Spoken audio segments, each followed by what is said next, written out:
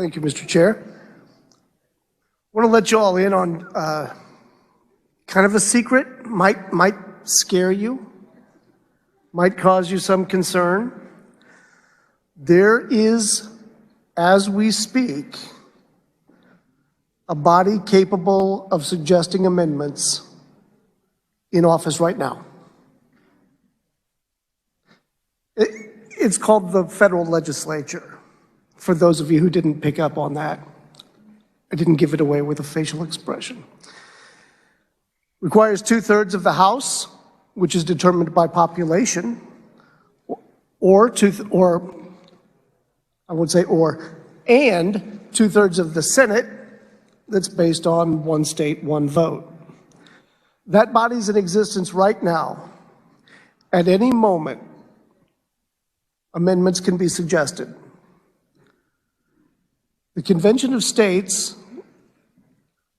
the Article 5 Convention, is simply another body, and it's a body of the states. When we were drafting the Constitution, I was very young at the time, all right? But in 1787, when this topic was being brought up, we were discussing the Constitution as we were drafting it, as they were drafting it. Like I said, I was young. I just took notes. Yeah. Exactly. But as we were drafting this, the founders said, this is pretty good, but we're not sure it's going to be perfect forever. There might be some changes that need to be made. We might want to pass some amendments to this Constitution. How will we go about that? So, we'll just recommend 2/3 of the body and of the legislatures, and by golly, we're good to go. And then I'm pretty sure it was George Mason. We just called him George. But I'm pretty sure George Mason is the one who stood up and said, okay, all right, I think this is a good idea as far as being able to amend the Constitution, but what happens if the federal government gets out of control? Surely they're not going to pass amendments to limit themselves. And everyone said, oh, yeah, you're right. He said, we need a mechanism for the states to also be able to propose amendments. And that's what we're talking about. We're not talking about passing amendments. We're not talking about forcing them upon the states. There still has to be the ratification process, the same one that we have in place for the federal legislature to pass an amendment. But everyone just kind of looked at George and said, yeah, you're right. No debate. There was no argument. There was no objection. And it was a unanimous vote. It just makes sense.